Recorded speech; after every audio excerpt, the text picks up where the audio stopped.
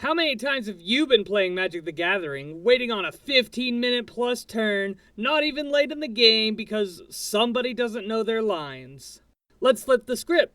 How many times have you been playing, looking at your hand with a plethora of options at your disposal, and you just don't quite know which one to go with? You realize you're holding up the whole table, so you make a hasty decision, and it turns out to be incredibly unoptimal. Maybe your table is cool with taking it back, or maybe too much stuff has happened by the time you realize. But let me introduce you to this awesome trick that can help you to prevent all of this. Goldfishing. So if you've never heard that term before, goldfishing is simply the act of playing your deck all by yourself to see what scenarios luck would present to you. It gives you a chance to look at a bunch of cards in your deck and realize how they interact as you play through them. It lets you scratch a little bit of that magic itch if you can't quite get any pods together. And in that aspect, it's not quite as good as the real deal, but later we'll talk about some methods to make it a little bit closer to it. But first, I want to talk about how to effectively goldfish. It doesn't really do you any good to goldfish till turn 15 because most games will have ended much sooner. Instead, the bracket of your deck will largely dictate how many turns to goldfish. Now these are just some rough estimations, so keep that in mind. But if you're practicing for bracket 5 or CEDH, I wouldn't play past turn 3. Although this is only a suggestion, and I would take it with a grain of salt since the CEDH meta has been developing into a more grindy mid-range meta lately. Bracket 4 should be playing through turn 5. Bracket 3 should be looking to play through turn 7. Bracket 2 should be trying to play through turn 9. And lastly, I'm not sure how effective Bracket 1 goldfishing will be.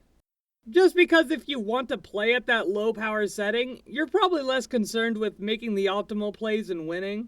And instead, you just want to pick whatever cards in your hand most speak to you. If you want to hear more about Bracket 1 play, I made a whole video about it, and I'll link it in the description below, and a card on screen now. But those are just some base turn guidelines. Let's talk about what you're looking for when you're trying to goldfish. This will largely depend on what kind of deck you're trying to run. For example, if you're playing a 1/1 counter stompy deck in Bracket 3, you'll probably want to have access to a huge pumped up board by turn 7, and possibly an overrun effect in your hand. And if you don't get there, maybe your deck needs a little bit of tuning. If you're running an incremental control in the same bracket, then maybe you want to have 2 or 3 draw engines on the field, and 2 or 3 pieces of interaction in hand by turn 7. If you're playing a dedicated combo deck in Bracket 4, maybe you want to be able to tutor and present your combo with a piece of protection in your hand by turn 5. If you're playing Voltron, maybe you want to get your commander to 21 power with some protection to boot by whatever turn is appropriate for your bracket. These are just some examples, and you will have to make judgment calls based on what kind of deck you're running and where you want to be at by what specific turn, depending on what bracket you want to be in. Now, I would highly recommend goldfishing any deck you brew up, at least a few times, just so you can have an idea of what your deck is supposed to be doing and see any lines that you missed, either for better or worse. That being said, there are definitely some strategies that lend themselves to needing to be goldfished a little bit more than others, so let's talk about those. I think the most obvious strategy that can benefit from a ton of goldfishing is Storm. Whether you're running combo or manual Storm doesn't really matter because either way the turns can get pretty complicated. If you want to see an example of a manual Storm deck, I did make a video about Green Goblin Revenant and I'll link that to you so you can go check it out after this video. But all this to say that these lines can be incredibly dirtily and very long, especially if it's manual. So by goldfishing your deck, you're doing your opponents a huge service. You're making sure that you can get through your lines as quickly as possible and not hold up the game unnecessarily. Nobody wants to sit there and watch you play solitaire for an inordinate amount of time. But if you know what you're doing, you can go through your lines quickly. Then it becomes much more bearable.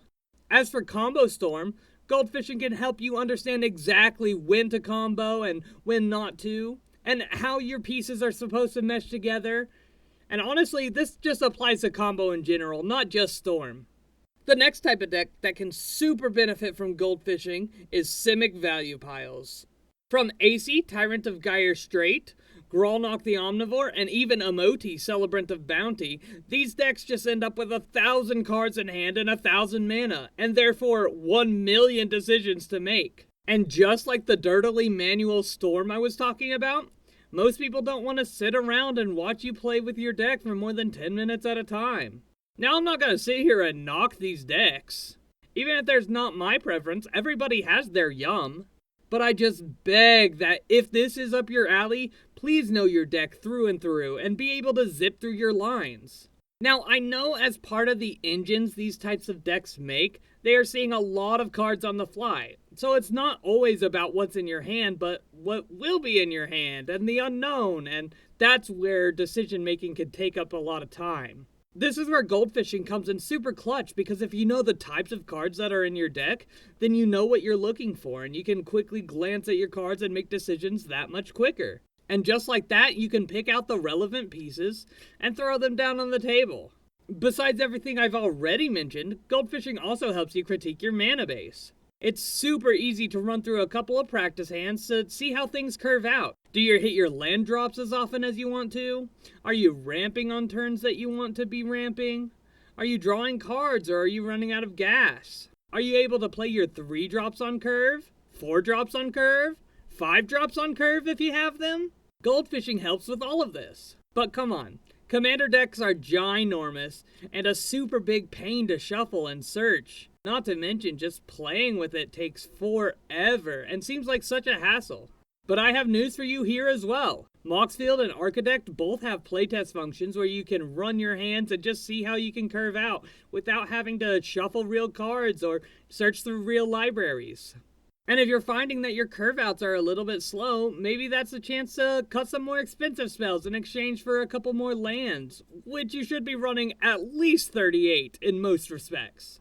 Honestly, if you ask me, I think that number is still a little low. I regularly run non-land-centric decks with 40 plus lands, including MDFCs, and I highly recommend you do the same. Okay, little land rant aside, there are other ways that you can potentially goldfish. For example, there's Horde mode. This is a format with an automated deck that faces off against any number of players. For the purposes of this goldfishing video, we'll say that just faces off against you, but feel free to take these rules to your table and shake things up a bit at your next commander night. Anyway, the premise is simple.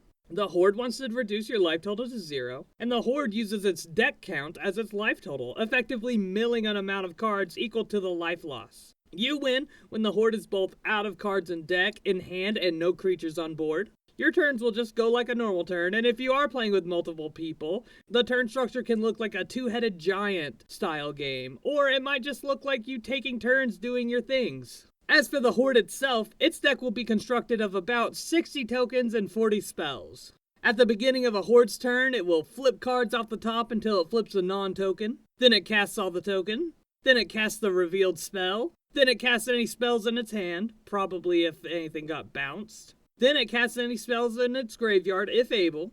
And any decisions that need to be made during this process should be made as randomly as possible. Their creatures will never block, so they'll always take damage to the face. But all creatures they have haste, and this creature must attack each turn, if able. So then the Horde proceeds to attack, and after combat is resolved, they just end their turn. Now, besides shaking up your commander nights, this can be used as an awesome goldfishing tool to create an opposition. It's not an easy foe to overcome, but you can get an idea of how your deck will handle a little bit of a roadblock. If you want some pre-built Horde decks, I will link some of those along with some other links to help you get started with Horde mode in the description below. But that about covers what I want to say about goldfishing for Magic the Gathering. If you made it this far in the video, thank you so much. It really helps push my videos in the algorithm. It will also help if you take time to like, comment, and subscribe. Really tell YouTube that people like my videos and more people should see them. You can also find me on Blue Sky and TikTok if you want to say hi in some other ways. Oh, and as always, have a good one.